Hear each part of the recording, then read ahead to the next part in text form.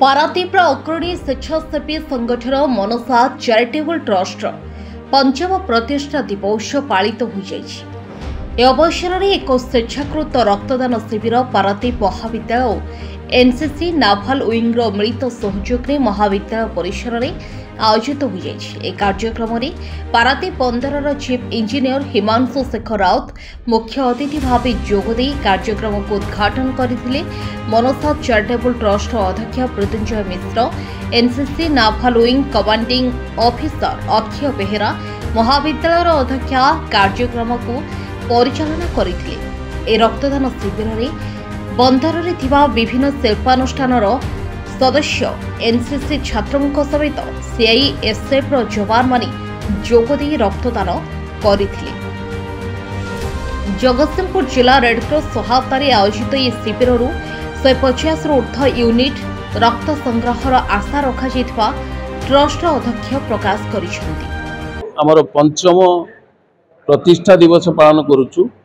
वर्तमान आपण माने देखुचंती जो टाइप रो चारियाडा एक्सीडेंट होउची, विभिन्न प्रकार लैंडस्लाइड नेचुरल कैलामिटीज आउची, सेतिरे प्रथम दरकार पड़ी था ब्लड रे।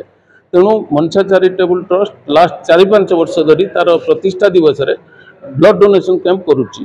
एवर्ष मध्य आमे सबुजाक अनुष्ठान मानकु पारादीप रे जेते अछंती समस्त को अनुरोध करिछु सेमाने आसंतु। भाबुछु एथर 150 ऊपर निश्चित यूनिट कलेक्ट हबो। जो माने गृह शून्य लोक होंतु बा पागल लोक होंतु, जो माने खाइबा को पाउ नथिले, डस्टबिन लो खाउतले, एटलिस्ट आमे तांकु गोटे दिन रे गोटे मील तांकु खाइबा को देई परछु। तापरे जराश्रम रे आमे तांकर मंथली राशन टा जोगौचु साईराम जराश्रम रे। ता सहित गछ लगेबा, सफाई कार्यक्रम करिबा, ना सरकार साहाय्य नबु ना कौन ऑर्गेनाइजेशन साहाय्य आमे नबु, आमे निजे निजे जहाँ कंट्रीब्यूट करिबु ताकु आमे कामरे लगेबु।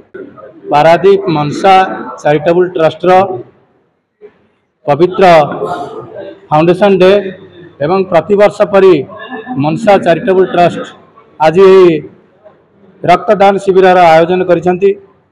आपण माने समस्त जानिथिबे मानव सेवा ही माधव सेवा। जो माने रास्ता रे खाद्य न पाई बुलाबुली करछंती सेमान को मध्य खाद्य दउछंती। वृद्धाश्रम रे किछि नियमित राशन जोगे दउछंती। Bureau report News Prime Odisha.